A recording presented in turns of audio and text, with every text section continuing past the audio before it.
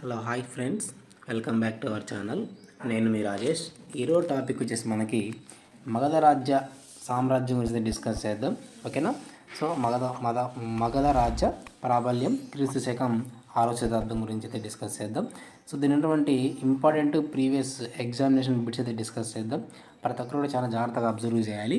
ఇక్కడ నేను మీకు మన ఛానల్లో హిస్టరీకి సంబంధించినటువంటి బిట్స్ ప్రతి టాపిక్ నుంచి కూడా మీకు ఇంపార్టెంట్ బిట్స్ అయితే ఇవ్వడం జరుగుతుంది. చాలా జాగ్రత్తగా అబ్జర్వ్ చేయండి. ఈ బిట్స్ మనకు ప్రీవియస్ ఎగ్జామ్ బిట్స్, అలాగే ఇంపార్టెంట్ బిట్స్ అండి. చాలా జాగ్రత్తగా అబ్జర్వ్ చేయండి. సో మీరు ఈ బిట్స్ని 2 or 3 టైమ్స్ చూసినట్లయితే మీరు ఈజీగా ఎగ్జామినేషన్లో ఈజీగా బిట్ని అయితే ఐడెంటిఫై చేయొచ్చు. ఇది కూడా మీరు అబ్జర్వ్ చేయాలి. ఇక్కడ మనకి మన ఛానల్ ఓపెన్ చేయగానే ప్లేలిస్ట్లో హిస్టరీ బిట్స్ అనేటువంటి ప్లేలిస్ట్ అయితే ఉంటుందన్నమాట. దాన్ని ఓపెన్ చేస్తే మనకు ప్రతి టాపిక్ నుంచి కూడా మీకు ఇంపార్టెంట్ బిట్స్ సపరేట్గా ఇవ్వడం జరుగుతుంది. చాలా జాగ్రత్తగా అబ్జర్వ్ చేయాలి. చూడండి, ఇక్కడ ఫస్ట్ క్వశ్చన్ వచ్చేసి షోడశ మహాజనపదాలు ఏ శతాబ్దంకు చెందినవి? ఓకేనా? సో ఇక్కడ ఉన్నటువంటి ప్రతి బిట్ కూడా మనకు చాలా చాలా ఇంపార్టెంట్. ఓకే, సో ఇక్కడ మనకు ఆన్సర్ వచ్చేసి క్రీస్తు పూర్వం 6వ శతాబ్దం. ఓకేనా? షోడశ మహాజనపదాలు అనేవి ఏ శతాబ్దం అంటే క్రీస్తు పూర్వం 6వ శతాబ్దం సంబంధించినటువంటి ఆ కాలం నాటివి అనమాట. Important bit. నెక్స్ట్ వన్, క్రీస్తు పూర్వం 6వ శతాబ్దంలో ఉత్తర భారతదేశాన్ని ఎన్ని జనపదాలుగా విభజించబడినవి? వాటి పేరేమిటి? ఓకేనా? చూడండి, ఇక్కడ టోటల్గా మనకు మొత్తం ఎన్ని జనపదాలు ఉన్నాయంటే మొత్తం మనకు 16 జనపదాలు ఉన్నాయన్నమాట. సో వాటిని మనం ఏమంటామంటే షోడశ మహాజనపదాలు అంటాం.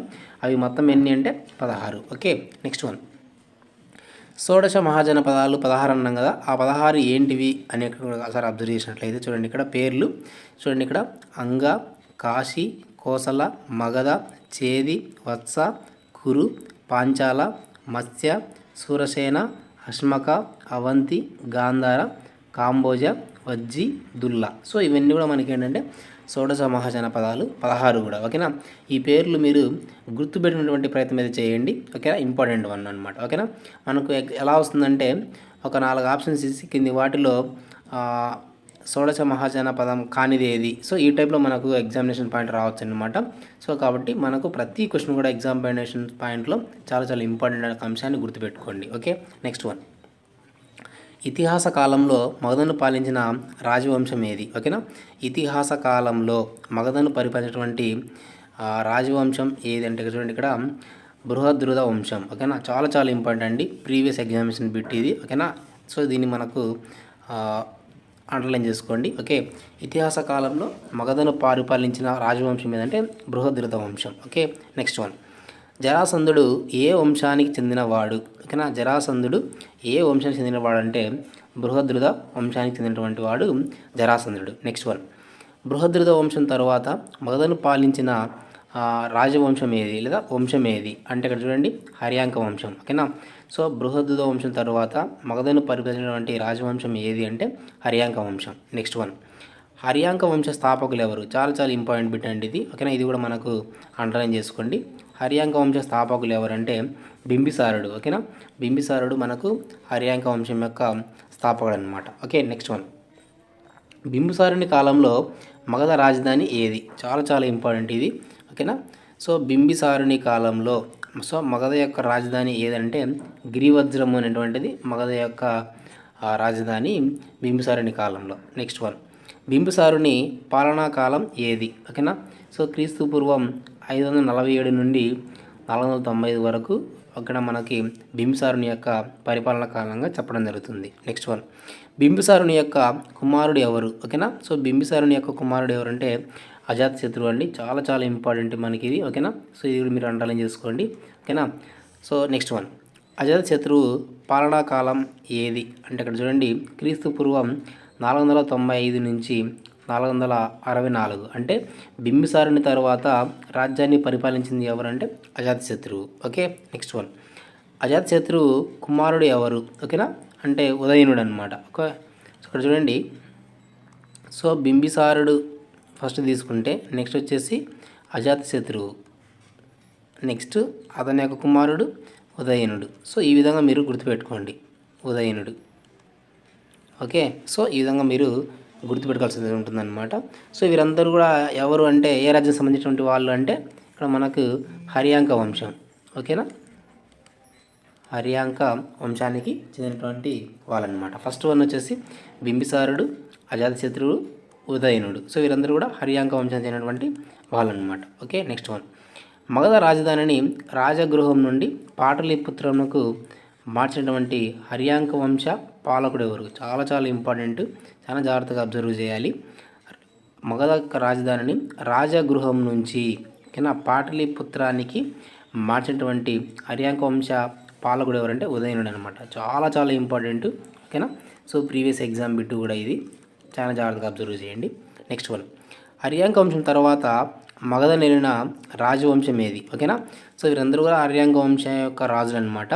సో హర్యాంక వంశం తర్వాత మగధను పరిపాలించినటువంటి రాజవంశం ఏదంటే శిశునాగ వంశం. చాలా చాలా ఇంపార్టెంట్ అండి, శిశునాగ వంశం. నెక్స్ట్ వన్ శిశునాగ వంశం నిర్మాత ఎవరు? ఓకేనా, శిశునాగ వంశం యొక్క నిర్మాత ఎవరు అంటే ఇక్కడ శిశునాగుడే అండి. ఓకేనా, శిశునాగ వంశం యొక్క నిర్మాత వచ్చేసి శిశునాగుడు. నెక్స్ట్ వన్ చూడండి, శిశునాగుని యొక్క కుమారుడు ఎవరు? శిశునాగుడి యొక్క కుమారుడు వచ్చేసి కాలాశోకుడు. చాలా చాలా ఇంపార్టెంట్. ఓకేనా, కాలాశోకుడు అనేటువంటి అతను ఏ వంశానికి చెందినటువంటి వాడు అంటే శిశునాగ వంశానికి చెందినటువంటి వారు. ఎవరి కొడుకు అంటే శిశునాగుని యొక్క కొడుకు కాలాశోకుడు. ఓకే, నెక్స్ట్ శిశునాగ వంశం తర్వాత మగధను పాలించిన రాజవంశం ఏది అంటే నందవంశం అండి. చాలా చాలా ఇంపార్టెంట్, నందవంశం. ఓకేనా, సో నందవంశం యొక్క స్థాపకుడు ఎవరంటే మహాపద్మనందుడు. ఓకేనా, చాలా చాలా ఇంపార్టెంట్ ఇది కూడా. ఇక్కడ చెప్పినటువంటి ప్రతి బిట్ కూడా మీరు చాలా చాలా ఎగ్జామ్ పాయింట్ ఆఫ్ వ్యూ చాలా చాలా ఇంపార్టెంట్. ఈ అంశాన్ని మీరు అబ్జర్వ్ చేయాలి. ఓకేనా, నెక్స్ట్ వన్ మహాపద్మనందుని యొక్క బిరుది ఏది? ఇది కూడా మనకు ప్రీవియస్ ఎగ్జామినేషన్ బిట్ అండి. ఓకేనా, సో దీని యొక్క బిరుదు ఏంటంటే ఏక్రాట్. సో ఏక్రాట్ అనేటువంటిది ఎవరి యొక్క బిరుదు అంటే మహాపద్మనందుని యొక్క బిరుదు. ఈ అంశాన్ని మీరు అబ్జర్వ్ చేయాలి. నెక్స్ట్ వన్ నందవంశంను నిర్మూలించినది ఎవరు అంటే నందవంశంని ఎవరు నిర్మూలించారు అంటే ఇక్కడ చూడండి, ఇక్కడ చాణక్యుడు, చంద్రగుప్త మౌర్యుడు. ఓకేనా, సో చంద్రగుప్త మౌర్యుడు. ఓకేనా, సో ఈ నందవంశంని నాశనం చేసే మౌర్య వంశం అనేది స్టార్ట్ అవుతుందన్నమాట. ఓకే, నెక్స్ట్ వన్ నందవంశం తర్వాత మగధను పరిపాలించినటువంటి రాజవంశం ఏది? ఇక్కడ చూడండి, ఇక్కడ చెప్పే కదా, సో మౌర్య వంశం అయితే స్టార్ట్ అయిందనమాట. ఇక్కడ మీరు చాలా జాగ్రత్తగా అబ్జర్వ్ చేయాలి. ఒకసారి చూడండి, ఇక్కడ చిన్న మీకు క్లారిఫికేషన్ ఇక్కడ. సో మగధను తీసుకున్నట్లయితే, సో మగధను ఫస్ట్ పరిపాలించింది వచ్చేసి మనకేం చెప్పాం ఇక్కడ బృహద్రుద వంశం అని చెప్పా. ఓకేనా, బృహద్రుద వంశం. ఓకేనా, ఫస్ట్ వన్ ఇది. సో నెక్స్ట్ వన్ చూసినట్లయితే సెకండ్ వన్ వచ్చేసి మనకు ఇక్కడ సెకండ్ వంశం చెప్పే కదా మీకు. సో సెకండ్ వంశం వచ్చేసి ఇక్కడ ఏంటంటే హర్యాంక వంశం.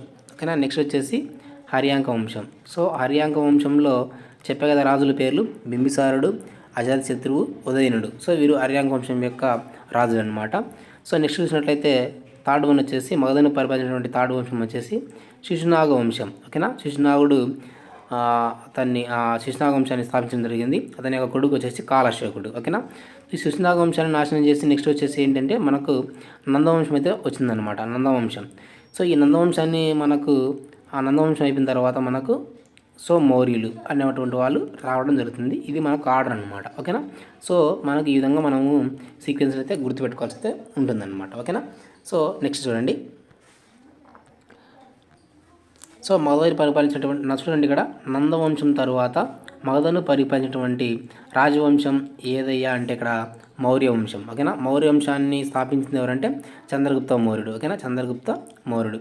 సో చంద్రగుప్త మౌర్యుడు మౌర్య వంశాన్ని ఏ వంశాన్ని నాశనం చేసి తీసుకొచ్చాడంటే నందవంశాన్ని నాశనం చేశాడు. అప్పటికాలం నందవంశం యొక్క రాజు ఎవరంటే మహాపద్మనందుడు. మహాపద్మనందుని యొక్క బిరుదు ఏంటయ్యా అంటే ఏక్రాట్. ఓకేనా, సో ఈ విధంగా మనము సబ్జెక్ట్ని ప్రతి బిట్ కూడా లింక్ చేసుకోవాల్సి ఉంటుంది. ఓకే, నెక్స్ట్ వన్ భారతదేశంపై జరిగిన మొదటి విదేశీ దండయాత్ర ఏది? ఓకేనా, భారతదేశంపై జరిగినటువంటి మొదటి విదేశీ దండయాత్ర ఏది అంటే పారశీక దండయాత్ర. పారశీకులు భారతదేశాన్ని మీదకి మొదటిసారిగా దండయాత్ర చేయడం జరిగింది. దాన్ని మనం మొదటి విదేశీ దండయాత్రగా చెప్పడం జరుగుతుంది. Okay, next one Sindhu, Punjab రాష్ట్రాలను జయించడానికి పారసీక రాజైన డేరియస్ పంపిన గ్రీకు సేనాని ఎవరు? డేరియస్ పంపినటువంటి గ్రీకు సేనాని ఎవరంటే స్కైలాక్స్. చాలా చాలా ఇంపార్టెంట్ ఇది. ఓకేనా, స్కైలాక్స్. నెక్స్ట్ వన్ పారసీకులు భారతదేశంలో ప్రవేశపెట్టిన లిపి పేరు ఏమి? ఓకేనా, పారసీకులు భారతదేశంలో ప్రవేశపెట్టిన లిపి పేరు ఏమిటంటే ఖరోష్ఠి లిపి. చాలా చాలా ఇంపార్టెంట్ అండి ఇది ఖరోష్ఠి లిపి.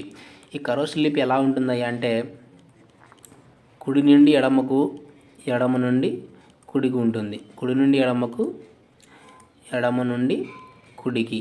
సో ఇది ఖరోష్ఠి లిపి యొక్క ఆర్డర్ అన్నమాట. అదే మనకి ఇక్కడ సర్పలిపి లేదా బ్రహ్మలిపి. సో సింధు నాగరికతలో మనం చూసినట్లయితే సర్పలిపి లేదా బ్రహ్మలిపి అనేది కనబడుతుంది. అది ఎలా ఉంటుందంటే సో ఎడమ నుండి కుడికి, కుడి నుండి ఎడమకి. సో ఇది మీరు అబ్జర్వ్ చేయాలి. ఇది వచ్చేసి మనకి ఏంటయ్యా అంటే బ్రహ్మలిపి లేదా సర్పలిపి అంటాం.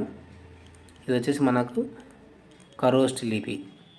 ఖరోష్ఠి లిపి కన్ఫ్యూజ్ అవ్వద్దు అక్కడ కూడా. ఓకేనా, ఖరోష్ఠి లిపి. Okay, next one. పారసీక రాష్ట్రాన్ని ఏమంటారు? ఓకేనా, పారసీక రాష్ట్రాన్ని ఏమంటారు అంటే సత్రప అంటారు. దీన్ని సత్రప్ లేదా సత్రప.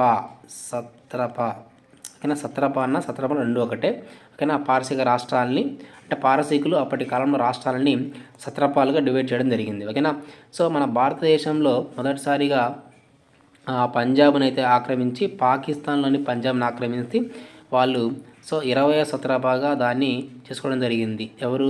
పారసీకులు. దేన్ని అంటే సో పంజాబ్ని. ఓకేనా, పంజాబ్ని పాకిస్తాన్లోని పంజాబ్ని ఆక్రమించి 20వ సత్రపాగా వాళ్ళు దాన్ని చేసుకోవడం జరిగింది. ఈ అంశాన్ని కూడా గుర్తుపెట్టుకోవాలి. ఓకేనా, నెక్స్ట్ వన్. అలెగ్జాండరు దగ్ధం చేసిన పారసీక రాజధాని ఏది? ఓకేనా, అలెగ్జాండరు దగ్ధం చేసిన పారసీక రాజధాని ఏదంటే పెర్సిపోలిస్. ఓకేనా, లేదా దీన్ని పెర్సిపోవస్ అనేటువంటి పేరుతో పిలవడం జరుగుతుంది. సో దీన్ని ఎవరు నాశనం చేశారంటే అలెగ్జాండర్. Okay, next one.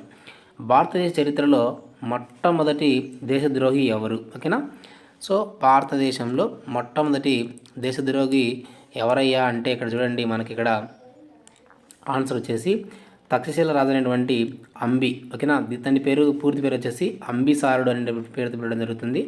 అంబిసారుడు. ఓకేనా, సో ఎందుకు ఇతన్ని దేశద్రోహిగా చెప్పడం జరుగుతుందంటే అలెగ్జాండర్ని భారతదేశం మీదకి దండెత్తడానికి ఆహ్వానించినటువంటి రాజు తక్షశిల యొక్క రాజు అంబి అనమాట. సో కాబట్టి ఇతన్ని మొట్టమొదటిసారిగా దేశద్రోహి అని చెప్పడం జరుగుతుంది. Okay, next one. అలెగ్జాండర్ యొక్క తండ్రి పేరు ఏమిటి అంటే అలెగ్జాండర్ యొక్క తండ్రి పేరు వచ్చేసి ఫిలిప్స్ అండి. ఓకేనా, ఫిలిప్స్. నెక్స్ట్, ఫిలిప్స్ ఏ దేశ రాజు? ఓకేనా, ఫిలిప్స్ అనేటువంటి వ్యక్తి ఏ దేశ రాజు అంటే మాసిడోనియా. ఓకేనా, అప్పుడు ఫిలిప్స్ యొక్క కుమారుడు అలెగ్జాండర్ కూడా మాసిడోనియా యొక్క రాజు అనమాట. Okay, next one. అలెగ్జాండర్ను ఎదిరించిన భారతీయ రాజు ఎవరు? చాలా చాలా ఇంపార్టెంట్ అండి. ఓకేనా, సో భారతీయ రాజు ఎవరు అంటే ఇక్కడ పురుషోత్తముడు. ఓకేనా, పురుషోత్తముడు. అలెగ్జాండర్ అనేటువంటి భారతీయ రాజు ఎవరంటే పురుషోత్తముడు. చాలా చాలా ఇంపార్టెంట్. ఓకేనా, అలెగ్జాండర్కి పురుషోత్తమునికి మధ్య ఒక యుద్ధం జరుగుతుంది. దాన్ని మనం హైడాస్పస్ యుద్ధం అంటామన్నమాట.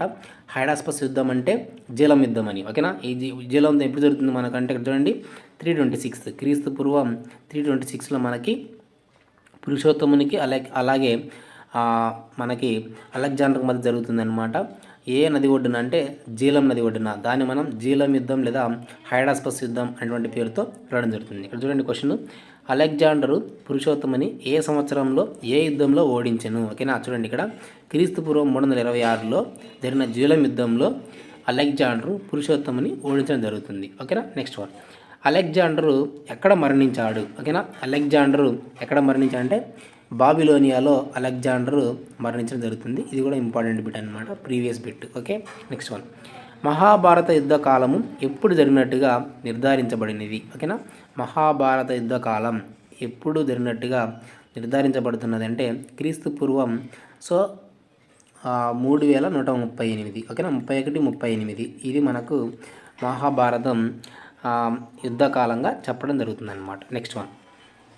శ్రీకృష్ణ నిర్యాణము ఎప్పుడు జరిగిందని నిర్ధారించబడినది? ఓకేనా, శ్రీకృష్ణ నిర్యాణము ఎప్పుడు జరిగిందని నిర్ధారించబడిందంటే క్రీస్తు పూర్వం 3102వ సంవత్సరంలో మనకు శ్రీకృష్ణ నిర్యాణము జరిగిందని చెప్పడం జరిగింది. ఓకేనా, సో ఇది మనకు ఈ వీడియోలో మనకు ఇంపార్టెంట్ బిట్స్ అండి. ఇది పార్ట్ 1 వీడియో కింద తీసుకుందాం. ఓకేనా, పార్ట్ 2 వీడియో కూడా మనకు మీకు అందుబాటులోకి అయితే ఉంటుందన్నమాట. మన ఛానల్లో అప్లోడ్ చేయడం జరుగుతుంది. చాలా జాగ్రత్తగా అబ్జర్వ్ చేయండి.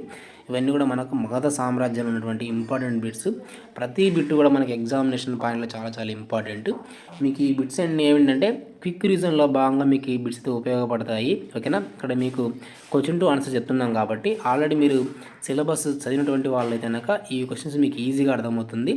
ఈ క్వశ్చన్స్ని 2 or 3 టైమ్స్ మీరు వీడియోని చూసినట్లయితే మీకు ఈజీగా ఎగ్జామ్ పాయింట్ ఆఫ్ వ్యూలో ఇంపార్టెంట్ టాపిక్ అంతా కూడా కవర్ అవుతుంది. చాలా జాగ్రత్తగా అబ్జర్వ్ చేయండి. నేను హిస్టరీకి సంబంధించి ప్రతి టాపిక్ కూడా మీకు చెప్పడం జరుగుతుంది. ఇలాగే ఎక్స్ప్లెనేషన్ చేయడం జరుగుతుంది. Ancient, medieval, modern. So 3 histories కూడా మీకు చెప్పడం జరుగుతుంది. చాలా జాగ్రత్తగా అబ్జర్వ్ చేయండి. అప్డేట్స్ కోసం ఛానల్ని సబ్స్క్రైబ్ చేయండి. అలాగే వీడియోని కూడా లైక్ చేయండి, ఫ్రెండ్స్ కూడా షేర్ చేయండి. Thank you for watching.